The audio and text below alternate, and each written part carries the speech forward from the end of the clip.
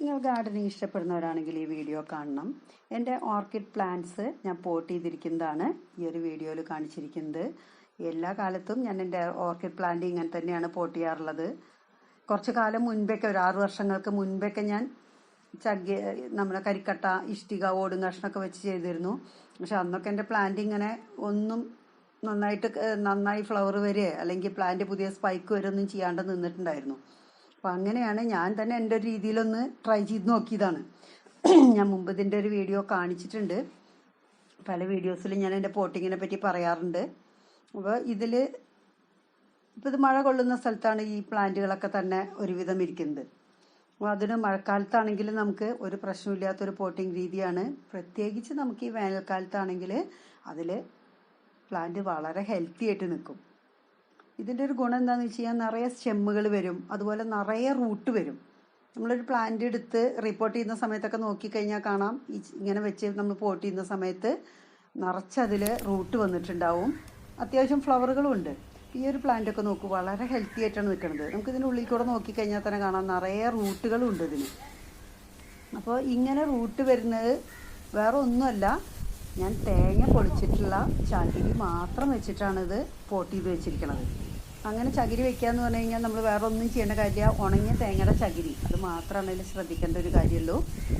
ഇപ്പോൾ ഇതൊക്കെ കണ്ടോ, ഈ ഡയറക്റ്റ് ചകിരി വെച്ചിട്ട് വേറെ ഒരു സംഭവങ്ങളും വെച്ചിട്ടില്ല. അപ്പോൾ ഇതിലൊക്കെ തന്നെ നോക്കിക്കഴിഞ്ഞാൽ കാണാൻ നിൽക്കുന്ന നിറയെ സ്റ്റെമ്മുകളുണ്ട്. അങ്ങനെ പുതിയ പുതിയ സ്പൈക്കുകൾ വന്നു കഴിഞ്ഞാൽ മാത്രമേ നമുക്കതിൽ ഫ്ലവറുകൾ ഉണ്ടാവുള്ളൂ.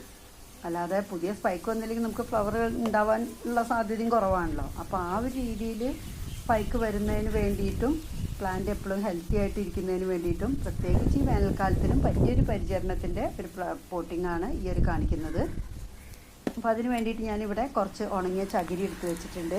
ഉണങ്ങിയ ചകിരി എന്ന് പറഞ്ഞു കഴിഞ്ഞാൽ ഉണങ്ങിയ തേങ്ങ പൊളിച്ചിരിക്കുന്നതാണെങ്കിൽ അത് അപ്പം തന്നെ നമുക്ക് എടുക്കാം. അതല്ല പച്ചത്തേങ്ങയാണെങ്കിൽ അത് ജസ്റ്റ് ഒന്ന് ഉണങ്ങിയതിന് ശേഷം മാത്രം എടുത്തു കഴിഞ്ഞാൽ മതി. അത് മാത്രമേ ശ്രദ്ധിക്കേണ്ടൂ. അല്ലാണ്ട് അതിന് വേണ്ടി പ്രത്യേകിച്ച് അതിന് നമ്മൾ പ്രോസസ്സ് ചെയ്തെടുക്കുക, എന്തിലെങ്കിലും അങ്ങനെ അത് വാഷ് ചെയ്തെടുക്കുക ഒന്നും ചെയ്യേണ്ട കാര്യമില്ല. അപ്പോൾ ഇവിടെ ഇപ്പോൾ ഇത് ഞാൻ ഒരു പോട്ട് എടുത്തിട്ടുണ്ട്. അപ്പോൾ അതിൽ കുറച്ച് ചകിരി ഇവിടെ കൊണ്ടുവന്ന് വെച്ച് മുൻപ് പോട്ട് ചെയ്തൊരു പ്ലാന്റ് തന്നെ ആണ് ജസ്റ്റ് ഇപ്പോൾ ഞാനൊന്ന് ചെയ്ത് കാണിക്കുന്നത്. അപ്പോൾ നിങ്ങൾക്ക് അതിൽ വന്നിരിക്കുന്ന ആ റൂട്ടൊക്കെ തന്നെ കാണിച്ചു തരാമല്ലോ എന്ന് വിചാരിച്ചിട്ടാണ്. അപ്പോൾ ഈ ഒരു പ്ലാന്റിൽ ഇതിപ്പോൾ കുറച്ച് സ്പൈക്കുകളൊക്കെ തന്നെ കണ്ടോ, ഇതിന് നിറച്ച് സ്പൈക്കൊക്കെ വന്നിട്ടുണ്ട്. അപ്പോൾ ഇത് നോക്കിക്കഴിഞ്ഞാൽ കാണാം ഇതിൽ നിറയെ റൂട്ടുകളുണ്ട്. ഇത് കണ്ടോ, അടിയിലൊക്കെ നിറയെ തന്നെ റൂട്ടുണ്ട്. അതിൽ ഒരു ചകിരി മാത്രം അവിടെ പിടിച്ചിരിക്കുന്നതുകൊണ്ട് ഞാനത് എടുത്തിട്ടില്ല. അപ്പോൾ ഇതിനെ നമ്മൾ ഡയറക്റ്റ് ഒരു പോട്ടിലേക്ക് വെച്ച് കൊടുത്ത് അത് ആ പോട്ടിൽ ടൈറ്റായി നിൽക്കുക, അത് മാത്രമേ നമ്മൾ ശ്രദ്ധിക്കുള്ളൂ.